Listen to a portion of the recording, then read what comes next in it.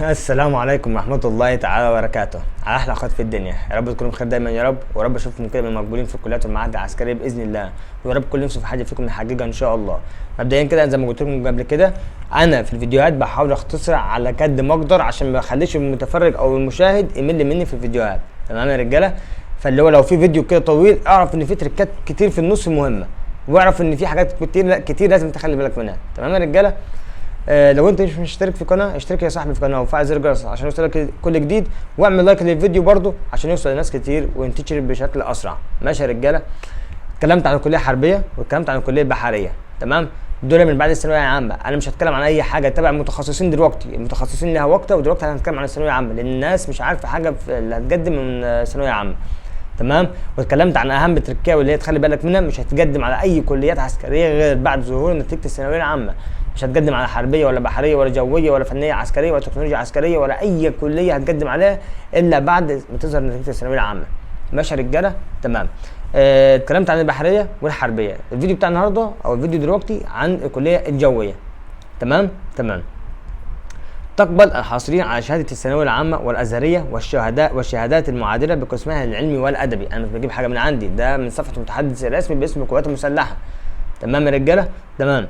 يبقى تقبل الحاصلين من شهاده العلمي والادبي، دي الكليه ايه؟ الكليه الجويه. والا يزيد السن في 1/11/2023 عن 21 سنه، يعني سنك في 1/11 جاي ما تكونش عديت ال 21 سنه. تمام يا رجاله؟ تمام. عندك انت بيقول لك ايه هنا؟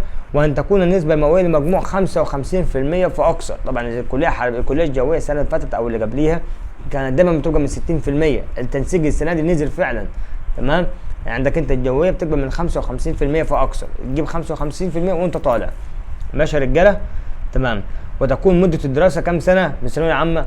4 سنين، برضو اي حاجه تبع الثانويه العامه 4 سنين.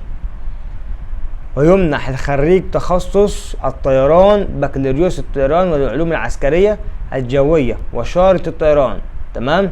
ويحصل ايضا على بكالوريوس تجاره شعبة إدارة أعمال في تخصص إدارة الطيران والمطارات، ويحصل أيضا على شهادة طيار تجاري ورخصة طيار تجاري معتمدة دوليا. ويحصل أيضا الخريج تخصص العلوم العسكرية الجوية بكالوريوس العلوم العسكرية الجوية وشارة العلوم العسكرية الجوية، بكالوريوس الحاسبات والمعلومات في تخصص نظم معلومات الطيران، وشهادة مرحل جوي ورخصة مرحل جوي معتمدة دوليا. دي يا رجاله الحاجات اللي انت هتحصل عليها لو انت هتقدم الجويه، وان شاء الله ربنا كرمك واتقبلت في الكليه الجويه. تمام يا رجاله؟ تمام. ميعاد التقديم تاني، انا في كل فيديو خاص بالكليات العسكريه بتكلم عن ميعاد التقديم لان الناس ممكن تنسى. ميعاد التقديم بيبدا من يوم 11/7/2023 لغايه يوم 28/8/2023، ده التقديم على الموقع. وسحب الملفات من الكليه الحربيه في مصر الجديده هيتم امتى؟ من يوم 15/7/2023 لغايه 31/8 او 30/8 تمام 2023. تمام يا رجاله؟ تمام. باذن الله هتكلم برضو دلوقتي عن الشروط سريعه، بالذات شروط الكليه الجويه، تمام؟ عندك انت في الكليه الجويه طبعا يا رجاله لازم طبعا النظر يكون قوي جدا جدا جدا، ماشي؟ هحاول اشوف لكم بس الشروط بتاعت الكليه الجويه، هي مش موجوده، انا بحاول بس اشوفها لكم، تمام؟ عندك انت الطول في الكليه الجويه يا رجاله من 158 حد ادنى، تمام؟ الطول في الكليه الجويه 158 سم كحد ادنى. وان يكون الطالب لائقا طبيا طبقا للشروط اللياقه الطبيه المقرره من المجلس الطبي العام للقوات المسلحه، ولا يجوز إعادة الكشف الطبي على الطالب في حالة أو في نفس الدفعة المتقدمة خلال العام حالة عدم الإجراءات الطبية، تمام؟ تمام. عندك انت ان يجتاز الطالب الاختبارات الطبيه المتقدمه والتي تشمل التحاليل التخصصيه المتقدمه، ويحسب المجموع للثانويه الازهريه والشهادات الاجنبيه بعد معادله المجموع. يعني دي معادله بتتم يشوفك المجموع الاعتباري كله كام في الميه، تمام يا رجاله؟ سيبك منها، ده مش مهم خاص بالنسبه لك انت، تمام؟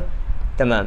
دي يا رجاله الشروط. طبعا انت لازم يكون نظرك قوي جدا. الكشف الطبي طبعا صعب شويه بتاع الكليه الجويه بالذات، يعتبر اصعب كشف طبي هتمر بيه لو انت هتقدم حربيه او جويه او فنيه او ايا كان الكليه هتقدم عليها. اصعب كشف طبي هو الكليه الجويه، طبعا انها صعبه مش سهله خالص، تمام؟ العدد اللي بيتقابل فيها قليل، انا مش بحبطك بس انا بقول لك الحقيقه فعلا ان الكشف الطبي بتاع الكليه الجويه صعب شويه. ماشي يا رجاله. دي طبعا شروط انت طبعا عارفها. اختبار كفاءه الثقه في الرياضي، واللياقه البدنيه بتاعتك تبقى كويسه، اللياقه الطبيه تبقى كويسه، تمام. وعندك انت ما تكونش متجنس من اي جنسيه اخرى، او والدك او والدتك او جدك او جدتك، تمام. وعندك ما تكونش طبعا تحكم عليك اي قضيه سياسيه او اي قضيه مخالفه بالشرف. طبعا ما تكونش اتفصلت من اي مدرسه او من اي جهه حكوميه اخرى، تمام. الحاجات دي كلها هي الشروط المهمه اللي تخلي بالك منها، تمام. ديت يا رجاله تفاصيل او شروط التقديم للكليات الجويه، تمام. دفعه 2023 من صفحه المتحدث الرسمي او المتحدث العسكري باسم قوات ايه؟ القوات المسلحه. ماشي يا رجاله. لو في عندك يا صاحبي اي سؤال او عندك اي استفسار سيبه في الكومنت، وانا تحت امرك في اي وقت. لو انت يا صاحبي مش مشترك في القناه فضلا وليس امرا اشترك في القناه وفعل زر الجرس، وادعم اخوك واعمل لايك للفيديو عشان يوصل للناس كتير. تحياتي ليكم، طارق البدري.